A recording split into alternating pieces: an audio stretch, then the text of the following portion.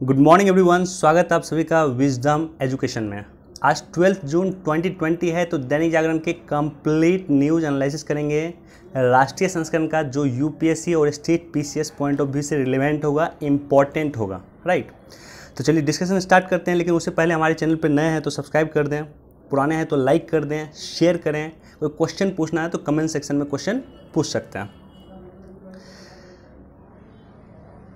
Okay, जो first news हमारे पास है कि आपदा के इस वक्त को बनाना है turning point. Prime minister Modi ने यह स्टेटमेंट दिया है, और ये स्टेटमेंट दिया है उन्होंने इंडियन चैम्बर ऑफ कॉमर्स के मीटिंग पे, राइट। तो यहाँ पे सबसे अधिक इम्पॉर्टेंट यह है कि आईसीसी के बारे में जाना जाए कि आईसीसी आखिर होता क्या है। आईसीसी यानी इंडियन चैम्बर ऑफ कॉमर्स, इसकी स्थापना 1925 में हुई थी, और भारत के एक प्रसिद्ध औद्योगिक जिसका नाम था घनश्याम दास बिरला, जीडी बिरला, इसने इसकी स्थापना की, और इसका हेडक्वार्टर आपको है कोलकाता में। तो आपको इतना याद रखना चाहिए, आईसीसी की स्थापना घनश्याम दास बिरला ने किया था, जिन्होंने भारत की स्वतंत्रता में बहुत महत्वपूर्ण भूमिका निभाई। इसकी स्थापना 1925 में हुई थी, और इसका हेडक्वार्टर होता है कोलकाता में। क्लियर है? देखो, यहाँ कोरोना का अब तक सामुदायिक संक्रमण नहीं, आईसीएमआर ने कहा है। तो आईसीएमआर का स्टेटमेंट है कि अभी हम लोग जो है कम्युनिटी ट्रांजिशन में नहीं है। आपको मैंने बताया था कि जो कोई भी वायरस होता है उसके 3 स्टेज होते हैं नॉर्मली। जो फर्स्ट स्टेज होता है वो स्टेज 1 होता है, और स्टेज 1 में जो है एक व्यक्ति विदेश से अगर इंडिया आया हुआ, विदेश से एक व्यक्ति इंडिया आया है, तो उसमें जो वायरस का संक्रमण होता है उसे स्टेज 1 कहा जाता है, किसी भी वायरस के संक्रमण का। स्टेज 2 क्या होता है? मान लेते हैं कि एक व्यक्ति विदेश से इंडिया आया, और इंडिया आने के बाद जो उनके मित्र को, उनके कलीग को, उनके फ्रेंड को, उनके फैमिली को जो वायरस का इन्फेक्शन होता है उसे स्टेज 2 कहा जाता है। तो वायरस का स्टेज 2 कहा जाता है उनके मित्र, फैमिली, फ्रेंड को अगर वायरस का संक्रमण होता है। लेकिन सबसे टफ जो होता है वो होता है स्टेज 3। किसी भी देश के लिए वायरस का संक्रमण का स्टेज 3 काफ़ी इंपॉर्टेंट होता है और काफ़ी टफ होता है। स्टेज 3 को ही सामुदायिक संक्रमण कहा जाता है। स्टेज 3 मतलब होता है कि सामुदायिक लेवल पर जब वायरस का ट्रांसमिशन स्टार्ट हो जाए तो उसे स्टेज 3 कहा जाता है। और वायरस का आपको पता नहीं चलता है कि आपको वायरस का इन्फेक्शन आखिर कैसे हुआ। मान लो कि आप बाज़ार गए हो, आपने कुछ सामान परचेज किया, या आपने किसी दीवार को टच किया और पता चला कि उस दीवार पे पहले से वायरस विद्यमान है, आपको वायरस हो गया। लेकिन आपको एग्जैक्ट सोर्स का पता नहीं चला कि आपको किस सोर्स के कारण वायरस का संक्रमण हुआ है, तो इसे ही कहा जाता है कम्युनिटी ट्रांसमिशन, सामुदायिक संक्रमण, यानी स्टेज 3। तो आईसीएमआर का कहना है कि अभी हम लोग स्टेज 3 में नहीं पहुंचे हैं। क्लियर है? देखो, ये सैन्य वार्ता को लेकर के, चीन और इंडिया को लेकर के हमने कई बार डिस्कस किया है। चीन इंडिया का क्या पॉजिटिव पॉइंट है, क्या नेगेटिव पॉइंट है, क्या सकारात्मक पक्ष है, कहाँ सहयोग करते हैं, कहाँ दोनों के बीच में तनाव की स्थिति दृष्टिगोचर होती है। और पेपर में अभी लगातार इसको लेकर के न्यूज़ आएगी, तो इस पर डेली पढ़ने की आवश्यकता नहीं है। एक दिन आप बस इसके बारे में पढ़ लो, और डेली इसको पढ़ने की ज़रूरत नहीं है।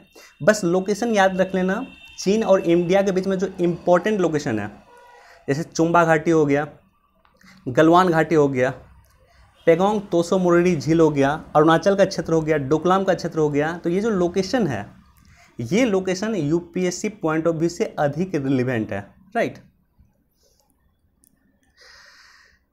आरक्षण मौलिक अधिकार नहीं, सुप्रीम कोर्ट, इसको एक बार पढ़ सकते हो। और आरक्षण चूंकि एक लंबा टॉपिक है, इसको लेकर के मैं एक अलग से वीडियो बनाऊंगा कि आरक्षण किस तरह से देश में रिलेवेंट है, किस तरह से आरक्षण के कुछ पॉजिटिव पॉइंट है और किस तरह से आरक्षण के कुछ नेगेटिव पॉइंट है। इसको खुद से एक बार पढ़ लो आप। आरक्षण को लेकर के मैं एक अलग से वीडियो बनाऊंगा, राइट।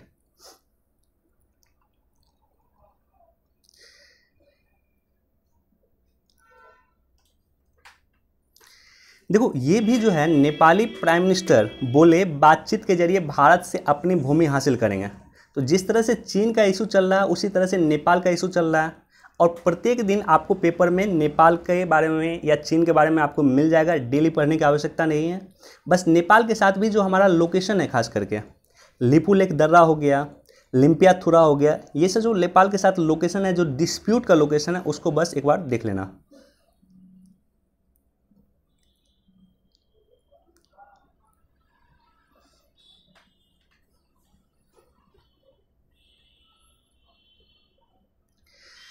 ईरान में फंसे 233 भारतीयों को वापस लाया नौसेना पोत। तो हमने बोला कि भारत को, हमने पहले भी डिस्कस किया था कि आईएनएस शार्दुल के द्वारा जो है यह एक पोत है, यह एक जो है भारत और ईरान में जो लोग फंसे हुए थे, भारत के जो लोग ईरान में फंसे हुए थे उसको लाया गया है आईएनएस शार्दुल के द्वारा। और ये जो आपको दिख रहा है यही है आईएनएस शार्दुल। तो हमने आपको बताया था कि विदेश से भारतीयों को लाने के लिए 2 बेसिक अभियान शुरू किया था सरकार ने। एक तो था वंदे भारत अभियान, वनडे एग्जाम में आपको पूछ सकता है वंदे भारत अभियान, और दूसरा है जो नौसेना के द्वारा शुरू किया गया था। जो विदेश में भारतीय फंसे हैं उसको नौसेना के द्वारा शिप के माध्यम से विदेश से भारत लाने की चर्चा की गई थी, जिसका नाम है ऑपरेशन समुद्र सेतु, राइट। तो खास करके जैसे मालदीव हो गया, निकट है हमारे, इंडोनेशिया हो गया, मलेशिया हो गया, ईरान हो गया, तो यहाँ जो लोग फंसे हैं जो समुद्र से काफ़ी नज़दीक हैं उसको भारत लाने के लिए एक ऑपरेशन शुरू किया गया था नौसेना के द्वारा, जिसका नाम है ऑपरेशन समुद्र सेतु अभियान। तो बस इतना याद रख लेना, ऑपरेशन समुद्र सेतु नौसेना ने स्टार्ट किया है, और वंदे भारत अभियान जो है भारत सरकार ने शुरू किया था विदेश से भारतीयों को लाने के लिए। मोस्ट प्रोबेबली इसमें लाया जाता है वो प्लेन से लाया जाता है।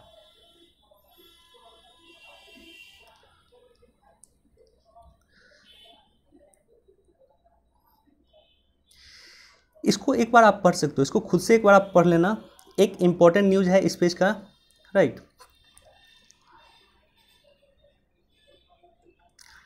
देखो, सीबीआई के आरोपों को लल्लू सिंह और कमलेश त्रिपाठी ने नकारा। इम्पॉर्टेंट नहीं है ये न्यूज़, हमारे लिए बिल्कुल इम्पॉर्टेंट नहीं है, लेकिन जो ये सीबीआई है, ये ऑर्गेनाइजेशन है, लगभग न्यूज़ में रहता है, लगातार आप सुनते होंगे सीबीआई के बारे में। तो सीबीआई के बारे में थोड़ा सा बेसिक हम डिस्कस करेंगे। सीबीआई जो है, लोगों को अक्सर कन्फ्यूजन होता है कि सीबीआई गृह मंत्रालय यानी होम मिनिस्ट्री के अंतर्गत आता है। गलत है, सीबीआई होम मिनिस्ट्री यानी गृह मंत्रालय के अंतर्गत नहीं आता है, यह आता है मिनिस्ट्री ऑफ डीओपीटी के अंतर्गत, जिसे कहा जाता है कार्मिक विभाग, कार्मिक पेंशन और लोक शिकायत मंत्रालय, राइट। सीबीआई जो है जिस मिनिस्ट्री के अंतर्गत आता है वो है डीओपीटी का, यानी कार्मिक विभाग, कार्मिक पेंशन और लोक शिकायत मंत्रालय। सीबीआई जो है ना तो एक संवैधानिक संस्था है ना एक सांविधिक संस्था है। तो हमने आपको बताया था कि संवैधानिक संस्था यानी कॉन्स्टिट्यूशनल बॉडी वो बॉडी होता है जिसका भारत के संविधान में जिक्र हो। जैसे आपको हो गया चुनाव आयोग हो गया, जैसे आपको लोक सेवा आयोग हो गया। तो ये सारे के सारे जो ऑर्गेनाइजेशन है, चुनाव आयोग हो गया, इसकी चर्चा भारत के संविधान में है, इसलिए ये संवैधानिक संस्था है।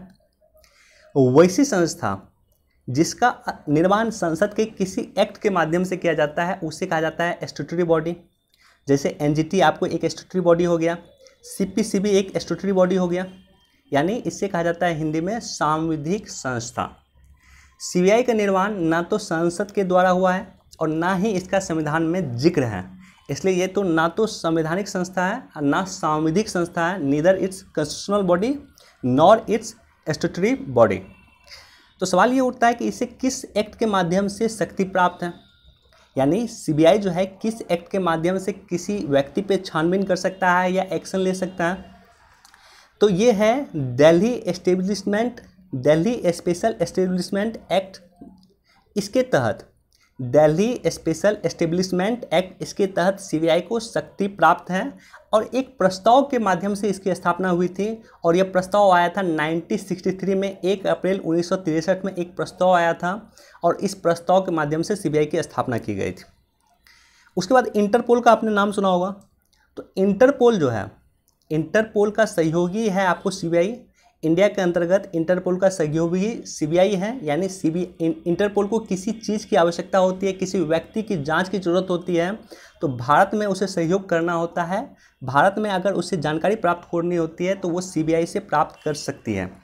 इसी तरह से सीबीआई को अगर विश्व के लिए कोई जानकारी कलेक्ट करना हो, किसी व्यक्ति के बारे में जानकारी प्राप्त करना हो या उस पर एक्शन लेना हो तो इंटरपोल के माध्यम से वो एक्शन ले सकता है।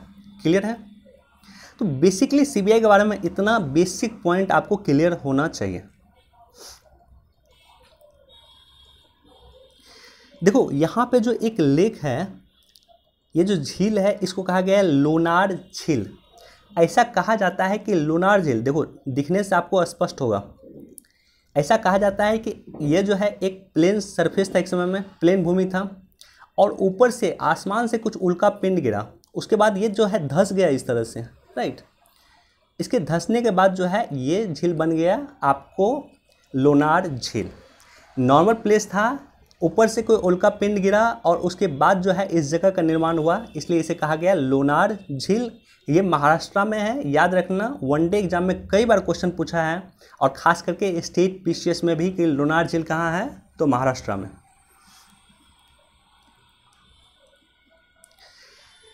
ओके, एडिटोरियल पेज पे हम आ गए। मनरेगा को बेहतर बनाया मोदी सरकार ने, राइट। इसको लेकर के कुछ दिन पहले श्रीमती सोनिया गांधी जी का एक एडिटोरियल आया था, हमने वहाँ पर डिस्कस किया और उसी एडिटोरियल को इसने जो है काउंटर करने का प्रयास किया। नरेंद्र सिंह तोमर हैं, कृषि मंत्री हैं, इन्होंने इसको काउंटर करने का प्रयास किया जो आरोप प्रत्यारोप लगाया गया था सोनिया गांधी जी के द्वारा।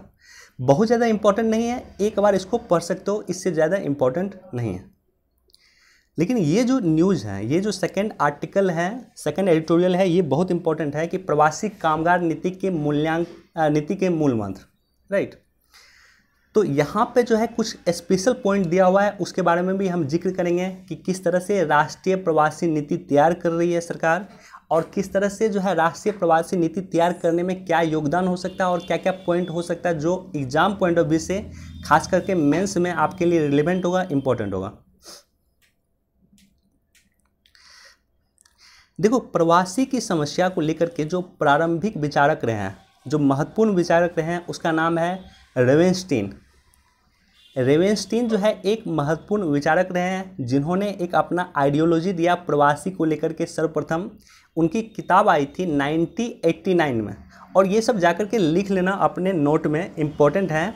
रेवेनस्टीन के बारे में जब आप प्रवासी के बारे में लिखना शुरू करोगे मेंस में, तो आपको रेवेनस्टीन के बारे में मेंशन करना चाहिए और उनकी जो है सिद्धांत उसके बारे में भी मेंशन करना चाहिए, उनका जो बुक है उनके बारे में भी आपको मेंशन करना चाहिए। तो 1989 में इनकी एक किताब आई थी जिसका नाम था law of migration. I repeat, 1989 में इसकी एक किताब आई थी जिसका नाम था law of migration. Law of migration में इन्होंने एक सिद्धांत दिया कि आखिर प्रवासी किस तरह से प्रवासी होते हैं, किस तरह से अपने गांव को छोड़ करके वो शहर जाते हैं। तो उन्होंने एक सिद्धांत दिया जिसका नाम था पुश और पुल का सिद्धांत, यानी आकर्षण और अपकर्षण का सिद्धांत।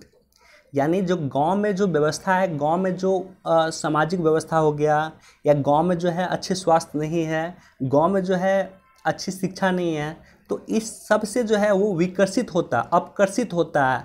यानी यहाँ से जो है उसका ध्यान बाहर किया जाता है कि जहाँ उसे एक अच्छा शिक्षा मिल सके, सामाजिक स्तर पर जो है उन्हें बराबरी का दर्जा मिल सके, राइट, एक अच्छा जो है हेल्थ मिल सके। तो इसके लिए वो शहर की ओर पलायन करना शुरू करता है, जहाँ शहर की जो सुविधा है एजुकेशन को लेकर के, जहाँ शहर की सुविधा है हेल्थ को लेकर के, सोसाइटी में बैलेंस को लेकर के, तो अन्य सुविधाओं के प्रति वो आकर्षित होता है।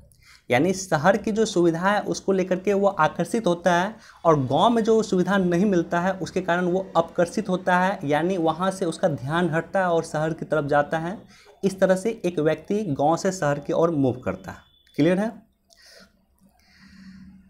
11 की डाटा के अनुसार 2011 की जनसंख्या के जो डाटा है उसके अनुसार भारत में 45 करोड़ लोग, भारत में 45 करोड़ लोग जो हैं प्रवासी लोग हैं, जो अपने गांव से दूसरे जगह जाकर के बसे हैं, राइट।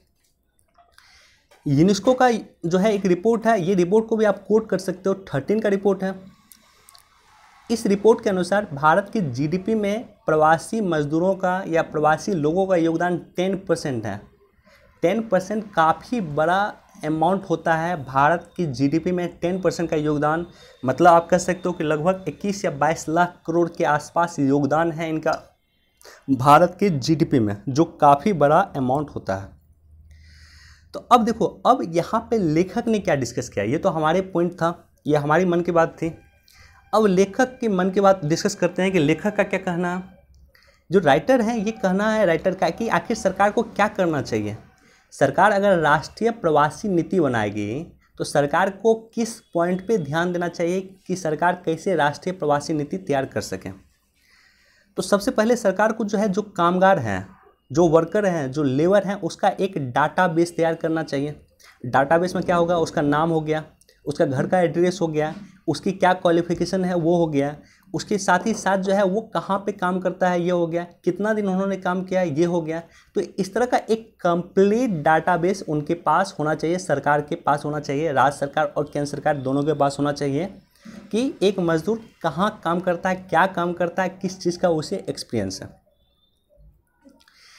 उसके पास जो है आधार कार्ड निश्चित तौर पे होना चाहिए और हो सके तो उसके पास पैन कार्ड भी होना चाहिए। आधार और पैन से जो है एक दूसरे से संबद्ध किया जाना चाहिए, जोड़ देना चाहिए। अगर जो मजदूर, जो प्रवासी सक्षम हो, निश्चित तौर पे उसे आयकर रिटर्न भी डालना चाहिए। इससे दो फायदा होगा, एक तो सरकार का रेवेन्यू बढ़ेगा, दूसरी कि सरकार जो है उन लोगों तक पहुंच पाएगी जो आपदा के कंडीशन में कहीं भी फंसे हुए हैं, उसे किसी तरह का हेल्प चाहिए तो सरकार उसे हेल्प कर पाएगी। इसके लिए ज़रूरी है आधार कार्ड और पैन कार्ड को जोड़ा जाना चाहिए। तीसरा जो इम्पोर्टेंट पॉइंट चर्चा किया गया है कि सरकार और उद्योग की तरफ से, सरकार और जो इंडस्ट्रीज़ है दोनों मिल करके जो मजदूर हैं उसके लिए जीवन, स्वास्थ्य और दुर्घटना बीमा योजना की व्यवस्था की जानी चाहिए। यहाँ पे डिस्कस किया गया है कि जिस तरह से आयुष्मान भारत योजना दिया गया है सरकार के द्वारा हेल्थ के लिए, उसी तरह से इन कामगारों के लिए जो इसकी संख्या देश में 45 करोड़ से भी अधिक है, उसके लिए जो है जीवन, स्वास्थ्य और दुर्घटना बीमा योजना की समुचित व्यवस्था की जानी चाहिए। फोर्थ, इनके रहने के लिए आवास, मूलभूत सेवाएं विकसित की जानी चाहिए। यानी मान लो कि ये शहर में अगर रह रहे हैं तो प्रधानमंत्री आवास योजना के द्वारा जो है इन्हें घर प्रोवाइड की जानी चाहिए शहर में ही। इसके साथ ही मूलभूत सुविधा जैसे गैस कनेक्शन हो गया, पानी कनेक्शन हो गया, ये सारे के सारे बेसिक सेवाएं इसे प्रदान की जानी चाहिए शहर में। फिफ्थ पॉइंट कि एमएसपी के तरफ पे, जैसे मान लो किसान अगर कोई प्रोडक्ट उत्पन्न करते हैं, जैसे किसान ने गेहूं उत्पन्न किया, तो किसान ने गेहूं का उपज किया तो सरकार उसे एमएसपी देती है कि इतना मिनिमम प्राइस आपको मिलेगा ही। आप जो गेहूं आपने जो उपज किया है उसका इतना मिनिमम प्राइस आपको मिलेगा ही, जिसे एमएसपी कहा गया। तो एमएसपी के आधार पे ही, एमएसपी के तर्ज पे ही इन कामगारों को, इन मजदूरों को एक निश्चित जो है सैलरी मिलनी चाहिए, निश्चित व्यवस्था मिलनी चाहिए। लेखक का कहना है कि जिस तरह से एमएसपी है कि इससे कम जो है इसको सैलरी नहीं मिलेगी, इससे कम जो है इसको रिस्पॉन्सिबिलिटी नहीं मिलेगी, तो उसी तरह से कामगारों को एक निश्चित सैलरी मिलना चाहिए, निश्चित सुविधा मिलना चाहिए, उससे मिनिमम सुविधा इसको नहीं मिलनी चाहिए। इसकी सरकार व्यवस्था करे, इसकी इंडस्ट्रीज व्यवस्था करे। साथ ही साथ जो है रोजगार एक्सचेंज व्यवस्था कृषि ई मंडी के तर्ज पे की जानी चाहिए। जैसे मान लो आपके पास कोई उत्पाद है, किसानों के पास कोई उत्पाद है, तो वो क्या करेगा कि उस उत्पाद को जो है कृषि मंडी पे जाकर के बेच सकता है। जैसे कल की न्यूज़ है कि आप देखना कि मुजफ्फरपुर, बिहार का एक जगह है मुजफ्फरपुर, और मुजफ्फरपुर की लीची बहुत फेमस है, वर्ल्ड फेमस है, और इस लीची को जो है ई मंडी के से जो है इसको बेचा गया है लंदन में, राइट। तो मुजफ्फरपुर के जो है किसान डायरेक्टली अपनी लीची को जो है लंदन बेच पाए हैं। ये हमारा बहुत बड़ा एडवांटेज है कृषि ई मंडी का। तो इसी तरह से लेखक का कहना है, राइटर का कहना है कि एक रोजगार एक्सचेंज व्यवस्था किया जाना चाहिए ई मंडी के तरफ पे। यानी वहाँ पे एम्प्लॉयर और एम्प्लॉय दोनों का डाटाबेस हो, और जिस एम्प्लॉयर को, जिस उद्योग को, जिस इंडस्ट्रीज को लगेगा कि उनके अनुसार जो है ये व्यक्ति, ये कामगार हमारे काम कर सकता है, उनको सैलरी पे वो हायर कर सकें। इस तरह से एक एक्सचेंज व्यवस्था होना चाहिए। ओके, 7 पॉइंट जो है कि आईटीआई और कौशल विकास उद्योग के तर्ज पे कायम हो। निश्चित तौर पे ये पहले भी हमारी रिकमेंडेशन थी। कई सारी कमेटी ने कहा है कि देश में जो है जो आईटीआई है या कौशल विकास केंद्र है, या इवन जो शिक्षा देते हैं हम लोग बच्चों को, वो शिक्षा जो है उद्योग की जो आवश्यकता है, उद्योग की जो नीड है, उस नीड के आधार पे शिक्षा दिया जाना चाहिए, राइट। तो ये हमारा कहना है आईटीआई का, और जो कौशल विकास केंद्र है उसको उसी आधार पे डेवलप किया जाना चाहिए, उसी तर्ज पे जो है क्वालिटी दी जानी चाहिए, जिस आधार पे जो है उद्योग की नीड हो, जिस आधार पे इंडस्ट्रीज की नीड हो, राइट। 8 पॉइंट ऐसे मैनेजमेंट कोर्स हो जो कम पढ़े लिखे लेकिन अनुभवी लोगों के लिए खुद को स्थापित उद्योग करने में सहयोग कर सके। यानी मान लेते हैं कि एक व्यक्ति जो बहुत कम पढ़ा लिखा हुआ है लेकिन ऑलरेडी 20 वर्ष से काम कर रहा है, तो निश्चित तौर पे उसका उस फील्ड का अनुभव उसको हो जाता है। इसके बाद जो है सरकार को ये व्यवस्था करनी चाहिए कि वो व्यक्ति किस तरह से अपना खुद का उद्योग डेवलप कर सके, राइट, खुद का संयंत्र किस तरह से स्थापित कर सके, इसके लिए सरकार को व्यवस्था की जानी चाहिए। इसके लिए मैनेजमेंट का कोर्स भी लॉन्च किया जाना चाहिए। उसके बाद जो है परंपरागत 9th पॉइंट है कि परंपरागत औजार और कामगारों को प्रशिक्षण दिया जाना चाहिए। हमारे देश में कई जगह जो है परंपरागत औजार के माध्यम से हस्तशिल्प जो है का विकास किया जाता है। जैसे मान लो हैंडीक्राफ्ट हिंदी में कहा जाता है, इसे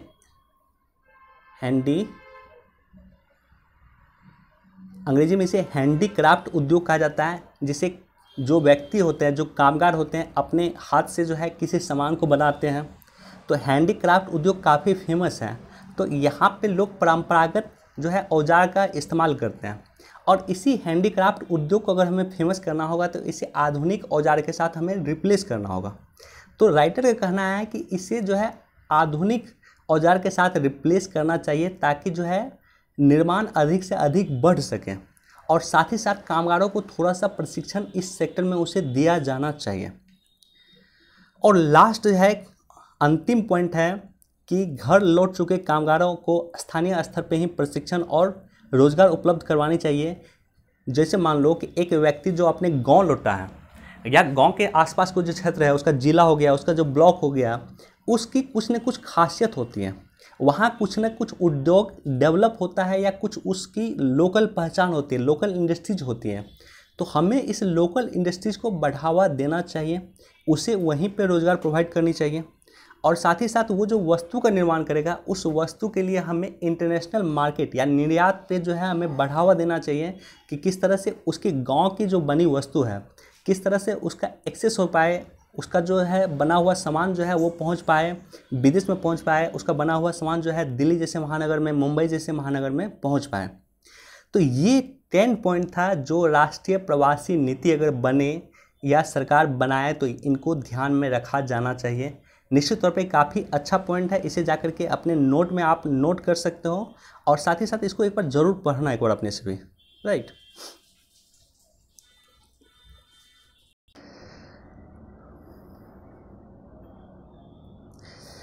ओके, ये इम्पोर्टेंट नहीं है। देखो, कोई भी आर्टिकल इम्पोर्टेंट तभी होता है जब उसमें ना सिर्फ प्रॉब्लम के बारे में दिया हो बल्कि प्रॉब्लम का कुछ सॉल्यूशन भी दिया हो। यहाँ पे इसको आप एक बार पढ़ सकते हो, लेकिन यहाँ पे बहुत ज़्यादा सॉल्यूशन नहीं दिया हुआ है समस्या को लेकर के। लेकिन आप याद रखना, BN श्री कृष्णा समिति, ये समिति बनी थी डाटा को किस तरह से जो है सुरक्षा प्रदान किया जाए, डाटा लोकलाइजेशन की चर्चा की गई थी और इस समिति के रिपोर्ट के आधार पर सरकार डाटा को सुरक्षा के लिए कुछ कानून लेकर आ रही है। अभी तक हमारे पास वो कानून नहीं आया, बस नाम याद रख लेना, न्यायमूर्ति BN श्री कृष्णा समिति बनी है डाटा के प्रोटेक्शन को लेकर के।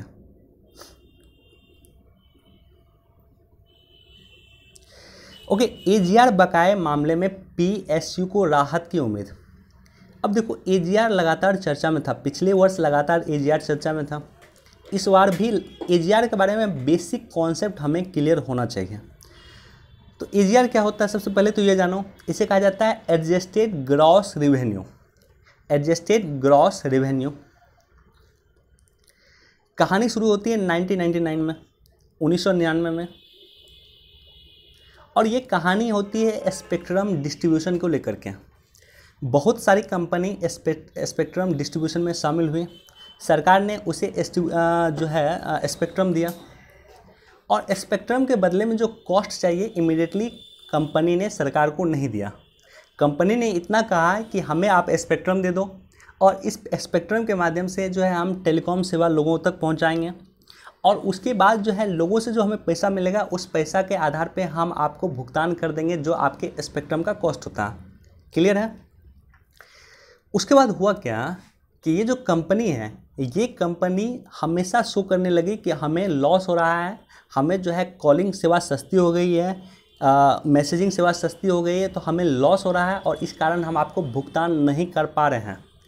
तो चलो चलता है, एक सर्टेन लेवल तक चलता था, सरकार भी समझ रही थी कि कोई दिक्कत नहीं, अगर ये कंपनी बोल रही है कि इससे नुकसान हो रहा है तो कोई दिक्कत नहीं है। और ये अपने डाटा में शो भी कर रहे थे कि कंपनी की हमें नुकसान हो रहा है और यही कारण है कि सरकार को हम स्पेक्ट्रम का कॉस्ट भुगतान नहीं कर पा रहे हैं। अब शुरुआत होता है एक कॉन्सेप्ट का जिसे कहा गया एडजस्टेड ग्रॉस रिवेन्यू। हुआ क्या है कि दो तरह की सेवाएं होती है टेलीकॉम का दो तरह का सेवाएं होती हैं। एक सेवा तो हो गया जहां पे आप फ़ोन करते हो, जहां पे मैसेज करते हो, टेलीकॉम सेवा इसे कहा गया। दूसरा सेवा हो गया नॉन टेलीकॉम सेवा। नॉन टेलीकॉम सेवा में क्या सेवा होता है, जैसे इंटरनेट प्रोवाइड करना, जैसे हो गया कि बहुत सारे कंपनी बीमा दे रही है टेलीकॉम कंपनी, या बहुत सारी कंपनी अन्य सुविधाएं दे रही है, तो ये नॉन टेलीकॉम सेवा हो गया, राइट। जहां टेलीकॉम कंपनी के द्वारा जो टेलीकॉम सेवा दी जा रही थी उसमें इसे लॉस हो रहा था और इसी लॉस को शो करके वो सरकार से रिक्वेस्ट कर रही थी कि हमें लॉस हो रहा है, इसलिए हम अभी आपको स्पेक्ट्रम का कॉस्ट भुगतान नहीं कर सकते। लेकिन जब सरकार ने गहन निरीक्षण किया तो सरकार को ये लगा कि जो टेलीकॉम सेवा दे रही है, सरकार को ये पता चला कि जो टेलीकॉम सेवा दे रही है ये कंपनियां, उसमें इसे लॉस हो रहा है, सही बात है। लेकिन जो नॉन टेलीकॉम सेवा दे रही है उसमें इसे काफ़ी फ़ायदा हो रहा है, राइट। जैसे इंटरनेट दे रही है, जैसे आपको जो है कंपनी बीमा दे रही है, जैसे अन्य भी चीज़ें प्रोवाइड कर रही है, यानी नॉन टेलीकॉम सेवा दे रही है ये कंपनी। एयरटेल हो गया, वोडा हो गया, आइडिया हो गया, ये सारी की सारी कंपनी, इसमें इसे काफ़ी फ़ायदा हो रहा है। और दोनों को कंबाइन करने के बाद, टेलीकॉम और नॉन टेलीकॉम को कंबाइन करने के बाद कंपनी लॉस में नहीं, कंपनी काफ़ी प्रॉफिट में चल रही है। तो कंपनी काफ़ी प्रॉफिट में चल रही है तो फिर कंपनी भुगतान क्यों नहीं कर पा रही है? और कंपनी का एक ही एक्सक्यूज़ था कि उसे टेलीकॉम सेक्टर में लॉस है। तो ऐसे कंडीशन में मैटर पहुंचा सुप्रीम कोर्ट। सुप्रीम कोर्ट ने कहा कि आपको जो है एडजस्टेड ग्रॉस रेवेन्यू के आधार पे आपको भुगतान करना होगा। आपकी जो है स्पेक्ट्रम कॉस्ट जो आपने 1999 में लिया था उसकी आपको भुगतान करना होगा एडजस्टेड ग्रॉस रेवेन्यू के आधार पे, यानी टेलीकॉम सेवा और नॉन टेलीकॉम सेवा दोनों के आधार पे जो है आपको भुगतान करना होगा। और इसी भुगतान करने की चर्चा सुप्रीम कोर्ट ने की है, राइट। तो बेसिक न्यूज़ यही है, लेकिन आपको एडजस्टेड ग्रॉस रेवेन्यू के बारे में पता होना चाहिए जो हमने डिटेल से डिस्कस किया।